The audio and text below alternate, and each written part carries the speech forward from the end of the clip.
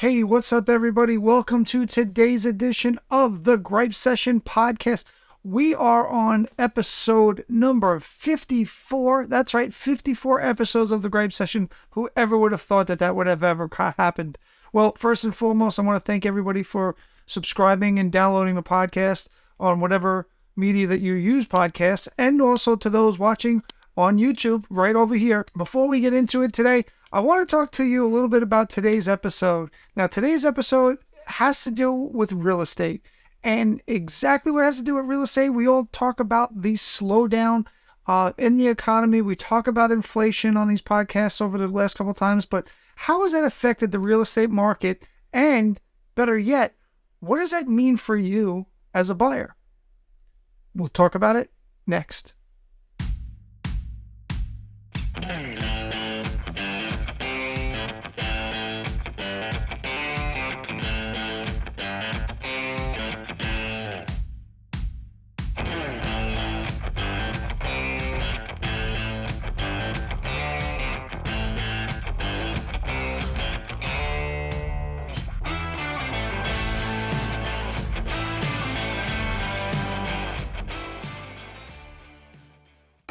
Hey, thanks for checking out today's edition, episode number 54 of the Gripe Session podcast. I am your host. My name is George S. Wanaka. I am a local realtor right here in Staten Island, New York. And for those of you that are looking, have any questions on the real estate market, do me a favor. Shoot me a text. Send me an email. Hell, put up a smoke signal if you have to. But if you see right next to me, those are ways that you can get in contact with me. And if you have any questions, feel free to reach out to me. Or, by the way, if you're watching this on YouTube, comment in the sections below, and I'll be happy to try to help you out the best way as humanly possible. Now, let's get into today's edition of the Gripe Session. So, one of the things that everybody's talking about nowadays is the slowdown in the real estate industry. Things are slow. Interest rates are high.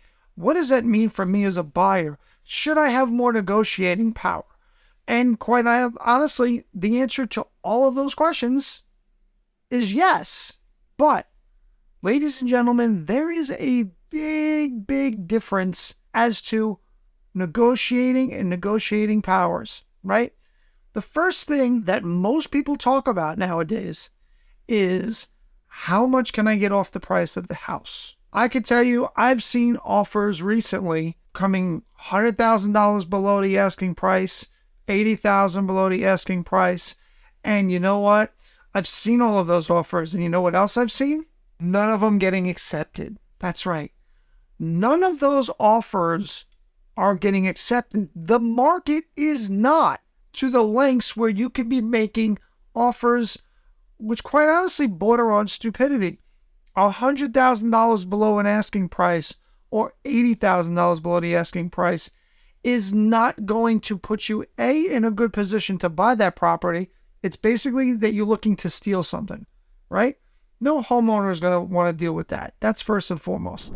The second thing is you can negotiate. However, your agent has to be sure they know how to negotiate. And yes, there is a difference between the two. What do I mean by have to know how to negotiate?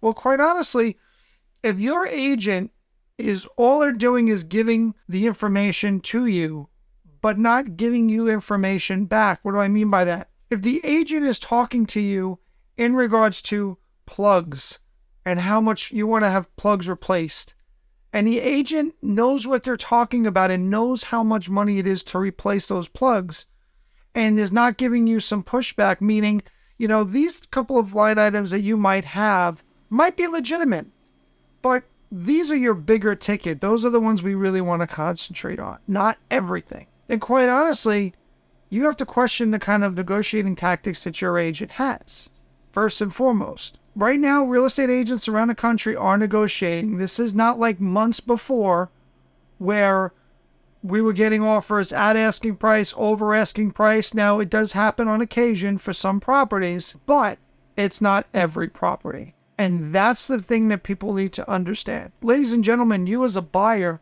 have the most amount of information that a buyer could ever have in the history of real estate. It's all in your hands. with that being said, you have to determine how much you want that property. That's what it boils down to.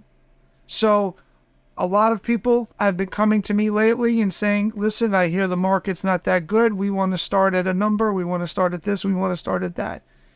The time and true way to make sure your offers are being looked at and being considered is, first thing, don't insult the homeowner. If you're thinking about putting an offer of $100,000 below an asking price, you wasted your time, you wasted your agent's time. Second, make sure you have a reputable pre-qualification or pre-approval. Now, what do I say by reputable? There's a lot of people out there that, quite honestly, don't do their jobs. I know, it's a big deal. Don't say it, but yeah, there are people out there that don't do their jobs. You want to make sure that any pre-qualification or pre-approval that you have states that they've checked your income, they've checked your assets, and they've checked your credit on the pre-qual or pre-approval. Too many documents that come over use the following language.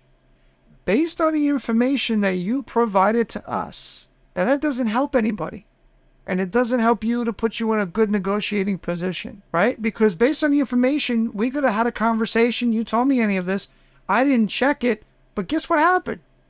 It's all true, but it's not verifiable. So you want to make sure that those two main things are there. Make sure you know what the market is doing in those particular areas and those particular type of houses. Now, ladies and gentlemen, I apologize for not having a gripe session in a long time, but things have been going on. We've been busy. We've been selling houses. So at the end of the day, any questions that you might have in regards to whether it be selling, whether it be buying, or anything having to do with Staten Island, as I said earlier, you got to reach out to me. Give me a text, shoot me an email, hell, send up a smoke signal if you have to. But reach out to me if you have any questions, and we'll catch you on the next edition of The Gripe Session.